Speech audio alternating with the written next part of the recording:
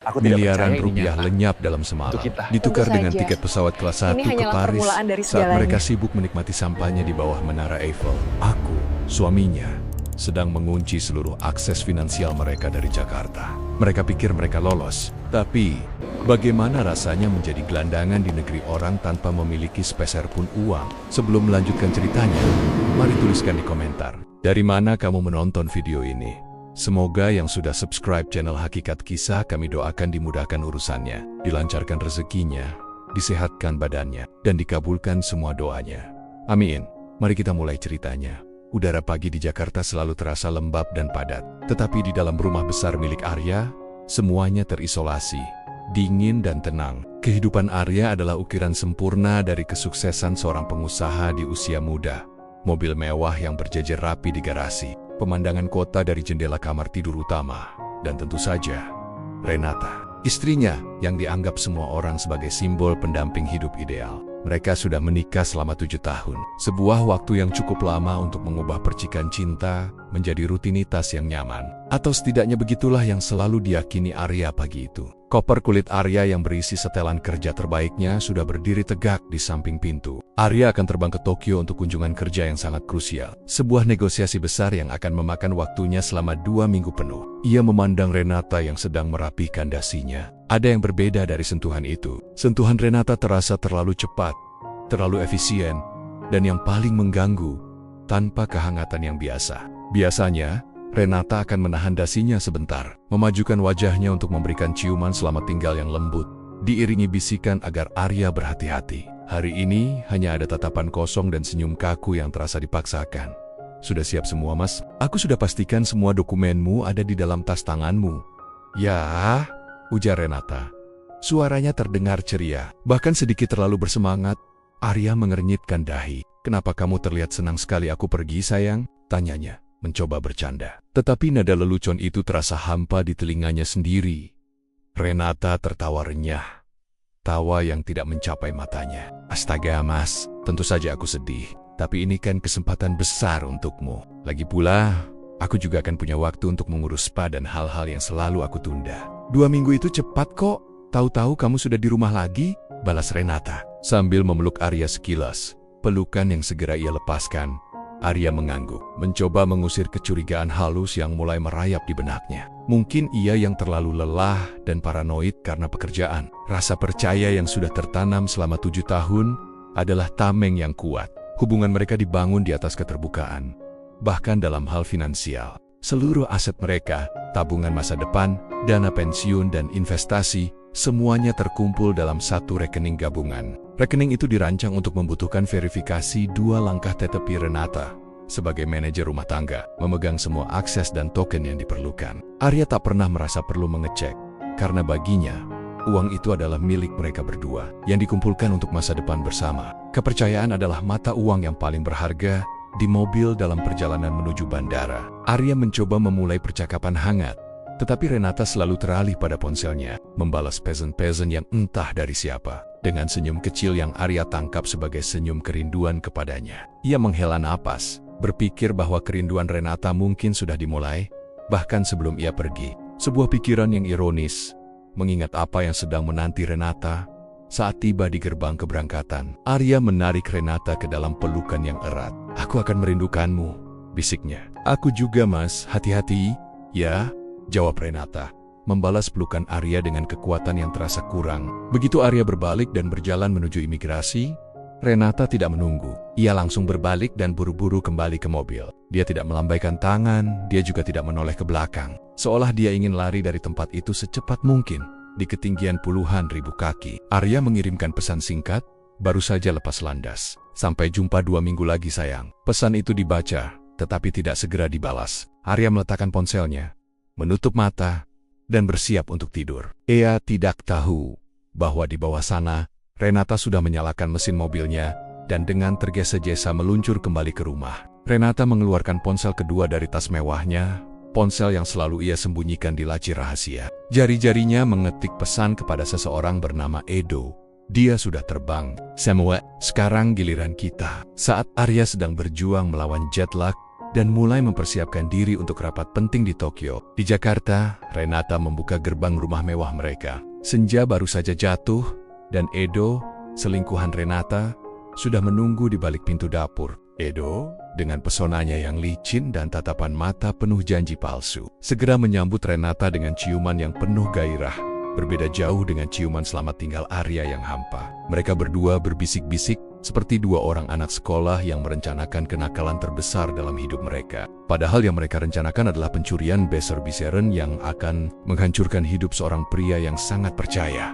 Edo adalah otak di balik logistik rencana ini. Dia tahu persis bahwa dana dalam jumlah besar tidak bisa langsung ditarik tunai atau ditransfer ke satu rekening. Itu akan memicu alarm bank seketika. Rencananya adalah membagi dan mendistribusikan dana itu ke dalam jaringan rekening perantara yang sudah disiapkan. Sebagian kecil ke rekeningnya sendiri, dan sebagian besar lagi dialihkan ke kartu-kartu prabayar yang sudah mereka aktifasi untuk perjalanan internasional. Tujuannya adalah membuat aliran uang itu tampak kacau dan sulit dilacak.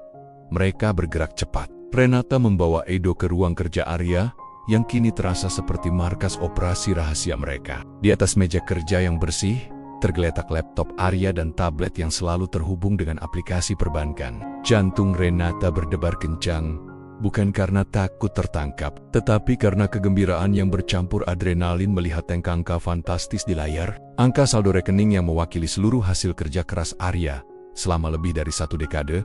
Kau yakin, Ren? Ini tidak main-main. Kau lihat berapa banyak nol di belakang angka itu? Tanya Edo. Nadanya sedikit bergetar, terkesima dengan besarnya jumlah kekayaan yang akan mereka curi. Renata menelan ludah, tatapannya dingin dan terfokus. Rasa bersalah yang sesaat tadi muncul, kini ia gantikan dengan pemikiran tentang Paris, Menara Eiffel, dan kebebasan finansial yang akan ia nikmati bersama Edo. Aku yakin, Mas Arya tidak akan pernah mengecek. Dia terlalu sibuk. Kita hanya perlu mengambil semuanya sekarang sebelum dia menyadari perubahannya di Tokyo. Balas Renata tegas. Dengan jari-jari yang terlatih, Renata mulai mengeksekusi transfer. Prosesnya memakan waktu lebih dari 1 jam. Pertama, ia memasukkan kata sandi, lalu memasukkan token digital dari ponsel yang ia pegang, dan kemudian, satu persatu, puluhan miliar rupiah mulai mengalir keluar dari rekening gabungan itu, menghilang seperti air yang meresap ke dalam pasir. Mereka hanya menyisakan saldo minimal yang cukup untuk menutupi biaya bulanan rumah tangga selama beberapa bulan, hanya agar rekening itu tidak terlihat mencurigakan bagi sistem bank. Setelah semua transfer selesai, Renata dan Edo beralih ke tahap paling penting, menghapus jejak. Renata dengan hati-hati membersihkan riwayat login di laptop Arya. Ia memeriksa ponselnya, menghapus semua notifikasi SMS dari bank, semua email konfirmasi transfer, dan bahkan menghapus cash dan history di aplikasi perbankannya. Mereka bekerja tanpa bicara, dengan fokus yang luar biasa. Semuanya harus sempurna. Jika ada satu saja pesan yang tersisa, rencana mereka akan runtuh. Setelah yakin tidak ada yang tertinggal, Edo mematikan laptop dan mengembalikannya ke tempat semula. Mereka berdua berdiri di tengah ruangan, memandang layar tablet yang kini menunjukkan saldo yang hampir nol. Hening, kemudian tawa kemenangan Edo pecah. Kita berhasil, sayang. Sekarang, mari kita lihat rencana kita di Paris, kata Edo, menarik Renata ke sofa mewah Arya.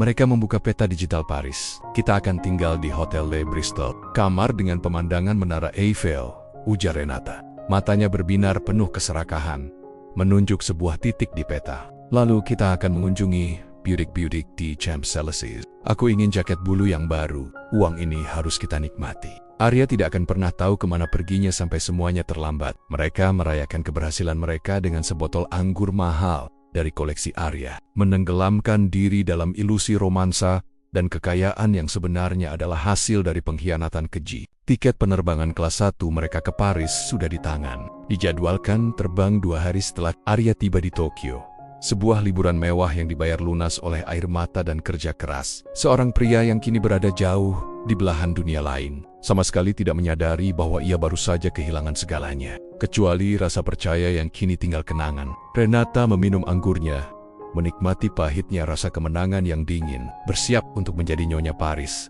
Bahkan, jika itu hanya berlangsung sebentar.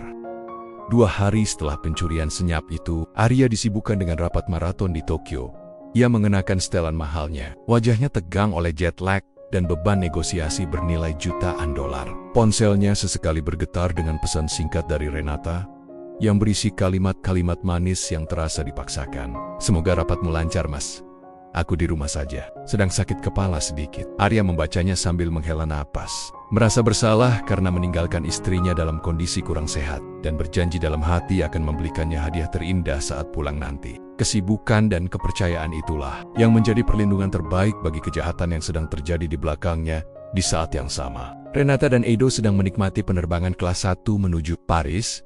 Mereka duduk di kursi berlapis kulit yang bisa diubah menjadi tempat tidur datar. Disuguhi sampahnya mahal dan hidangan gourmet. Tawa mereka renyah, berulang kali beradu pandang dengan mata penuh janji akan masa depan yang tanpa mereka sadari sedang dibangun di atas pasir. Mereka merasa aman, yakin bahwa jejak yang mereka hapus sudah cukup rapi untuk mengamankan liburan 2 minggu ini. Bagi mereka, Arya hanyalah pria bodoh yang terlalu sibuk bekerja, sehingga tidak akan melihat kebohongan yang terpampang jelas begitu tiba di Paris. Kota cahaya itu menyambut mereka dengan kemegahan yang dingin. Mereka langsung menuju Hotel Le Bristol, salah satu hotel paling eksklusif. Tempat mereka sudah memesan suite mewah dengan pemandangan Menara Eiffel yang menjadi latar sempurna untuk ilusi romansa mereka. Uang yang mereka curi, yang seharusnya menjadi tabungan masa depan yang aman, kini mengalir deras dan tanpa hambatan. Setiap hari adalah pesta belanja.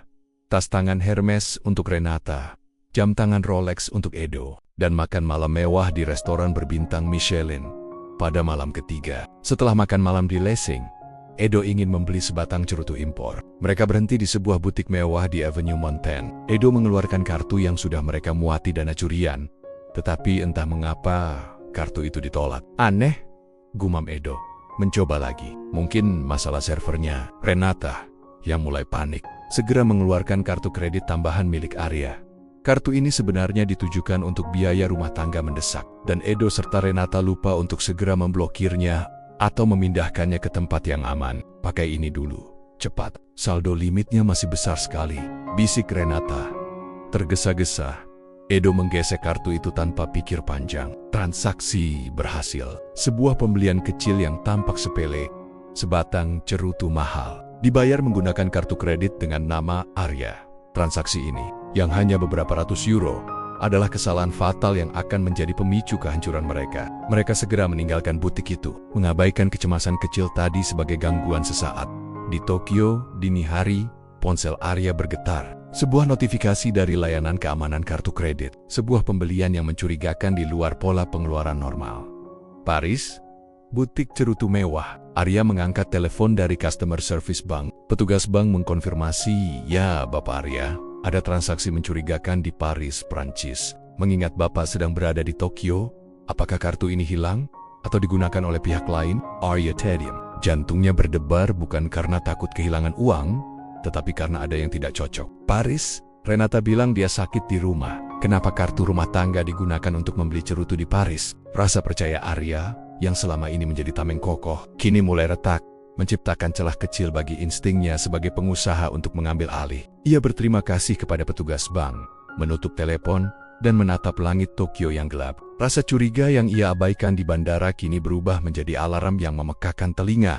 Sisa hari di Tokyo bagi Arya terasa seperti kabut. Rapat-rapat penting yang seharusnya menyedot seluruh perhatiannya, kini hanya menjadi latar belakang yang samar. Pikirannya terus berputar pada notifikasi bank semalam.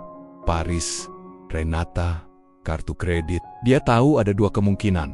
Pertama, kartu itu dicuri dan ia harus segera memblokirnya. Kedua, Renata berbohong dan diam-diam pergi ke sana. Kemungkinan kedua terasa menusuk, tetapi Arya tetap memilih bersikap tenang. Didorong oleh sisa harapan rapuh bahwa ada penjelasan yang masuk akal, Arya mencoba menghubungi Renata dengan panggilan video. Tetapi Renata menolak, hanya mengirim pesan teks dengan alasan sinyal buruk dan aku sedang tidur. Kebohongan ini, dikombinasikan dengan transaksi di Paris, sudah cukup untuk memicu alarm bahaya. Arya bukanlah orang yang bisa dibujuk dengan alasan klise. Pengalaman bisnis telah mengajarkannya untuk selalu mencari fakta, bukan opini. Ia memutuskan untuk tidak langsung mengkonfrontasi Renata. Ia harus mendapatkan bukti. Dan tempat pertama untuk mencari bukti adalah di mana uang seharusnya berada. Arya membuka aplikasi banknya, memasukkan kode akses, dan menavigasi ke rekening gabungan mereka, rekening tabungan yang ia yakini berisi puluhan miliar rupiah. Layar tablet yang biasanya menampilkan angka besar dan meyakinkan, kini menunjukkan saldo yang sangat kecil. Angka itu sangat jauh di bawah apa yang seharusnya ada. Hanya tersisa sejumlah dana yang cukup untuk biaya operasional bulanan, persis seperti yang direncanakan Renata. Melihat angka yang nyaris nol itu, dunia Arya seolah berhenti berputar. Udara di ruangan itu terasa dingin, dan ia harus mencengkeram tepi meja agar tidak limbung. Pengkhianatan itu kini memiliki wajah dan angka yang jelas. Ini bukan sekadar kartu kredit yang hilang atau liburan kejutan. Ini adalah pencurian yang direncanakan, senyap dan brutal. Arya mengalihkan pandangannya, mencari jejak transaksi. Ada serangkaian transfer besar yang terjadi 2 hari setelah ia berangkat ke Tokyo. Transfer itu ditujukan ke beberapa rekening, berbeda dengan nominal bervariasi. Aliran dana yang kacau, persis seperti yang direncanakan Edo. Tetapi bagi mata seorang pengusaha yang terbiasa menganalisis laporan keuangan, pola aneh itu justru menjadi petunjuk yang terang. Kecurigaan Arya kini berubah menjadi kemarahan yang dingin dan terukur. Ia bukan lagi suami yang terluka. Ia adalah seorang CEO yang baru saja menghadapi pembobolan di perusahaannya sendiri. Dan ia akan melacak pelakunya hingga ke akar-akarnya. Ia tidak akan panik. Ia tidak akan membuat kegaduhan. Ia akan membiarkan Renata merasa aman. Membiarkan mereka menikmati setiap detik dari kemewahan curian itu. Sementara ia merencanakan pembalasan yang lebih menghancurkan daripada sekadar pertengkaran. Rumah tangga, ia segera menutup laptop, menekan dadanya yang terasa nyeri luar biasa, dan membatalkan semua jadwal rapatnya untuk hari itu. Arya tahu ia membutuhkan bantuan profesional yang sangat terpercaya. Ia mengambil ponselnya dan mengetik nama Tony, seorang ahli keamanan siber dan mantan penyelidik keuangan yang dulu pernah bekerja untuknya. Pesannya singkat dan tanpa emosi, "Tony, aku butuh bantuan mendesak. Aku perlu kau lacak aliran dana dari rekeningku. Semua jejak menuju Paris. Jangan ada yang tahu, termasuk Renata." Sekarang, permainan sudah dimulai. Hanya saja, Arya yang kini menjadi pemainnya, dan Renata serta selingkuhannya adalah target yang sedang berjalan menuju jebakan yang sudah ia siapkan. Ia akan membiarkan mereka terbang tinggi, hanya untuk memastikan mereka jatuh dari ketinggian yang paling menyakitkan. Arya terbang kembali ke Jakarta lebih cepat dari jadwal. Ia tidak peduli dengan negosiasi yang tertunda atau kerugian kecil yang mungkin timbul dari kepulangan mendadaknya. Kerugian yang sedang ia hadapi jauh lebih besar daripada kontrak manapun. Ia harus kembali ke markasnya, tempat di mana ia bisa bergerak tanpa kendali orang lain. Ia mendarat pada larut malam dan langsung menuju kantornya, menghindari pulang ke rumah yang kini terasa seperti monumen kebohongan. Tony sudah menunggu. Pria itu adalah mantan ahli audit forensik yang kini menjalankan perusahaan konsultasi keamanan siber. Ia adalah salah satu dari sedikit orang yang dipercaya Arya. Mereka bekerja dalam hening di kantor yang remang-remang, hanya diterangi oleh cahaya monitor yang berkedip. Arya menyerahkan data perbankan, detail transaksi, dan kartu kredit yang digunakan di Paris. "Aku butuh jejaknya, Ton. Sejak awal transfer itu sampai kemanapun dana itu mengalir," pinta Arya, suaranya datar, tanpa emosi. "Dan tolong, lacak penerbangan dari Jakarta ke Paris 2 hari lalu." "Keles itu." Tony hanya mengangguk, memahami bahwa ini bukan masalah keuangan biasa, melainkan pengkhianatan pribadi yang dingin. Kurang dari 4 jam, Tony sudah memiliki pola yang jelas. Transfernya rapi tapi terburu-buru. Ya, uang itu dipecah ke 3 rekening perantara yang langsung digunakan untuk pembelian tiket pesawat dan pengisian kartu prabayar asing. Total dana yang ditransfer, hampir semuanya, jelas Tony, menunjukkan grafis aliran dana yang tampak seperti jaring laba-laba. Yang paling mencolok ada 2 tiket kelas 1 Jakarta-Paris. Dan ini, rekaman CCTV dari bandara pada saat check-in. Tony memutar sebuah klip video. Di layar, tampak Renata. Dia tidak sendirian. Di sampingnya berdiri Edo. Mereka berdua terlihat sangat intim. Tawa Renata lepas. Jauh berbeda dengan senyum kaku yang ia berikan pada Arya di bandara. Mereka bergandengan tangan, melangkah menuju gerbang keberangkatan. Bukti itu, meskipun sudah Arya duga, tetap menusuknya dengan kekuatan ribuan jarum. "Dia selingkuh, dan dia mencuri seluruh tabungan masa depan kita," bisik Arya. Bukan kepada Tony, melainkan pada dirinya sendiri. Kata-kata itu terdengar asing dan menyakitkan. Tony menatap Arya dengan iba. "Apa rencanamu ya? Kita bisa melaporkan ini sekarang. Bank bisa membekukan semua rekening yang terhubung dengan kartu prabayar itu." Arya menggeleng perlahan. Matanya kini dipenuhi api yang dingin. Kemarahan itu telah berevolusi menjadi strategi yang brutal. "Tidak, Ton. Aku tidak mau memblokirnya sekarang. Aku ingin mereka menikmati setiap detik dari uang curian itu. Aku ingin mereka merasa aman, terbang tinggi, menghabiskan semuanya. Mereka pikir mereka lolos. Aku akan membiarkan mereka di sana. Arya berhenti sejenak, mengambil napas, lalu melanjutkan, aku ingin mereka berada di puncak kemewahan mereka, jauh dari fasilitas pendukung. Kemudian, aku akan menarik permadani di bawah kaki mereka. Arya meminta Tony untuk terus memantau semua transaksi Renata dan Edo di Paris secara real time. Dia ingin tahu setiap hotel, setiap restoran, dan setiap butik yang mereka kunjungi. Arya tidak akan bergerak sampai mereka sudah berbelanja habis-habisan dan berada di titik terlemah mereka. Ia akan membiarkan mereka membangun kastil dari kebohongan dan uang curian, lalu ia akan menghancurkannya sendiri. Keputusan Arya sudah bulat. Ini adalah pembalasan yang sempurna. Paris adalah panggung bagi drama kebahagiaan palsu Renata dan Edo. Setiap hari adalah episode baru dari kemewahan yang konyol. Mereka menjelajahi butik-butik paling mahal di Champs-Élysées. Renata membeli kalung berlian kecil dengan kartu prabayar yang kini berfungsi sebagai mesin ATM pribadi mereka. Edo membeli jam tangan dan koper-koper baru untuk menampung semua hasil belanjaan mereka. Mereka tidak lagi berpikir rasional. Rasa takut mereka sudah tertutup oleh euforia, pengeluaran tanpa batas. Mereka menghabiskan malam-malam yang dingin di Paris dengan makan malam romantis di restoran termahal, mencoba semua menu terbaik, dan mengakhiri malam dengan sampainya di suite hotel mereka. Di tengah-tengah semua itu, Edo mulai membicarakan masa depan mereka. Kita bisa hidup begini selamanya, sayang. Kita punya modal besar. Kita akan memulai hidup baru di sini, atau dimanapun kau mau, katanya, mencium tangan Renata. Renata tersenyum. Tetapi ada sedikit kerutan di dahinya. Di tengah kemewahan itu, terkadang ia teringat wajah lelah Arya untuk meredakan rasa bersalah yang singkat itu. Ia membeli sebuah syal sutra mahal yang ia bungkus rapi sebagai hadiah untuk Arya. Sebagai tameng dan alasan jika suaminya menanyakan kemana perginya kartu kredit itu. Ironisnya, hadiah itu dibeli dengan uang Arya sendiri. Aku akan mengiriminya pesan manis lagi, kata Renata, meraih ponselnya. Ia mengirim pesan kepada Arya yang bunyinya, aku rindu mas, aku harap kamu cepat pulang. Aku sudah siapkan kejutan kecil saat kamu kembali. Di Jakarta, Arya membaca pesan itu tanpa ekspresi. Senyum tipis, dingin, muncul di bibirnya. Ia melihat pada layar monitor Tony yang menunjukkan log transaksi Renata dan Edo. Jam tangan mewah, perhiasan, tagihan hotel yang mencapai ribuan euro per malam. Mereka sedang berada di titik tertinggi, menghabiskan sisa dana dengan kecepatan yang memusik. Mereka sudah mencapai puncaknya, ujar Arya kepada Tony. Mereka telah menghabiskan sebagian besar uang yang mereka curi untuk barang-barang yang tidak akan bertahan lama. Mereka terlalu jauh dari keamanan. Sekaranglah saatnya. Arya memberikan instruksi. Ia meminta Tony untuk menyiapkan dokumen pelaporan kejahatan dan memulai proses pengajuan gugatan cerai dengan tuntutan penipuan. Secara bersamaan, ia menyiapkan surat elektronik resmi kepada bank. Namun, yang paling penting adalah langkah terakhir, mengisolasi mereka sepenuhnya.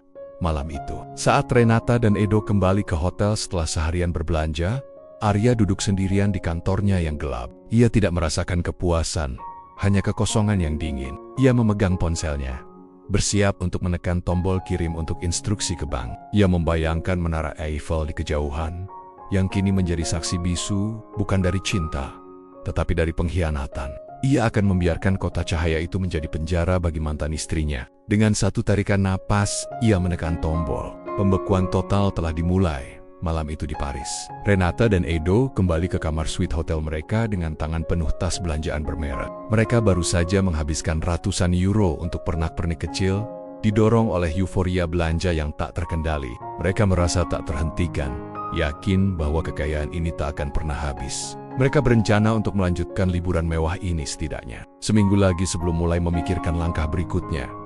Di Jakarta, Arya hanya menatap layar monitor yang menunjukkan total dana yang kini telah dibekukan. Keputusan itu terasa dingin, tetapi juga memberinya ketenangan yang ia rindukan. Ia telah memberikan instruksi kepada bank untuk melaporkan serangkaian transfer besar yang dilakukan. Renata sebagai aktivitas penipuan dan pencurian data bank, memanfaatkan fakta bahwa semua transaksi dilakukan segera setelah ia meninggalkan negara. Secara hukum, Arya bertindak sebagai korban. Kembali ke Paris, Edo sedang mencoba membayar layanan kamar untuk sebotol anggur mahal lagi. Ia memasukkan kartu prabayar mereka ke mesin EDC yang dibawa pelayan hotel. Layar menunjukkan pesan, transaksi ditolak, kartu dibekukan. Edo mengernyitkan dahi. Aneh, Mungkin limitnya habis. Padahal kemarin aku cek saldonya masih banyak. Gumam Edo.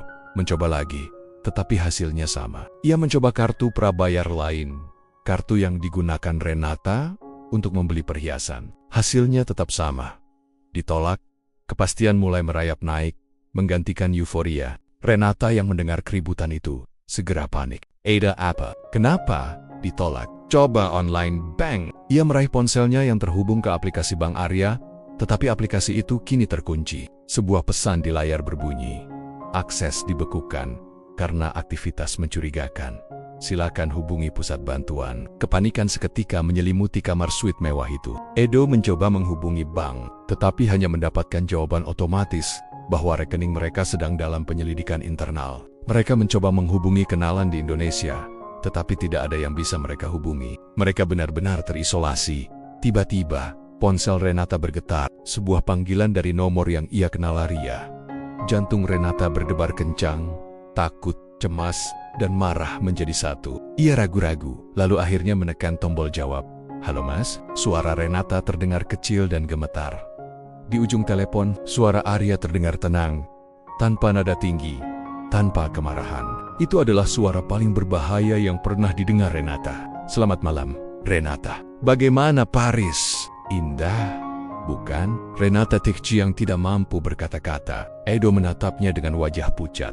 Menyadari bahwa permainan telah berakhir. Aku sudah tahu, Renata. Semua jejak transaksimu, tiket pesawat kelas 1, dan teman liburanmu. Aku tahu semuanya. Lanjut Arya. Suaranya seolah tidak berasal dari suaminya yang hangat, melainkan dari seorang hakim yang menjatuhkan vonis. Selamat menikmati sisa liburanmu sayang. Semua aksesmu, semua kartu, sudah kumatikan. Rekeningnya sudah aku laporkan sebagai pencurian. Aku sudah mengajukan gugatan cerai. Jangan coba-coba kembali. Kau sudah memilih jalanmu. Arya memutuskan sambungan telepon. Meninggalkan Renata terdiam, memegang ponsel yang terasa panas di tangannya. Menara Eiffel di luar jendela tampak bersinar. Tetapi bagi Renata, cahaya itu kini terasa mengejek, menerangi kenyataan bahwa mereka berdua baru saja jatuh dari ketinggian yang mematikan. Kepanikan berubah menjadi horor saat manajemen hotel datang. Mereka dihadapkan pada tagihan yang harus segera dilunasi. Edo dengan sial-sial mencoba membujuk dan memohon, sementara Renata hanya bisa berdiri mematung. Setelah argumen yang panjang dan memalukan, mereka diusir secara paksa dari suite mewah itu. Koper-koper mahal yang berisi pakaian dan perhiasan bermerek kini diseret paksa oleh mereka di trotoar Paris. Mereka mendapati diri mereka berada di jalanan, tanpa uang tunai, tanpa akses ke rekening bank manapun, dan tanpa koneksi yang bisa diandalkan. Hotel mewah yang kemarin menjadi surga, kini menjadi penjara yang mengusir mereka ke dunia nyata yang kejam. Ini semua gara-gara kamu, Do. Kenapa kamu ceroboh sekali? Kenapa kita tidak pindahkan sisanya ke rekeningmu yang lain? Teriak Renata. Suaranya parah. Kemesraan yang mereka pamerkan selama seminggu terakhir lenyap total. Mereka kini menjadi dua orang asing yang terjebak dalam krisis yang sama. Edo membalas dengan mata penuh amarah. Bukankah kamu yang punya akses dan tokennya, Ren? Kamu yang bilang Arya itu bodoh dan tidak akan pernah tahu. Kita sudah tahu risikonya. Tapi kamu yang paling serakah. Cinta palsu yang mereka bangun di atas uang curian itu runtuh dalam sekejap, digantikan oleh saling tuding dan kebencian. Mereka mencoba menjual beberapa barang bermerek untuk mendapatkan uang tunai. Sebuah tas tangan Hermes yang dibeli dengan harga puluhan juta hanya laku sepertiganya di pasar gelap. Uang itu hanya cukup untuk membayar makanan cepat saji dan tiket metro. Mereka menyadari kemewahan yang mereka beli tidak memiliki nilai apapun kecuali kepalsuan.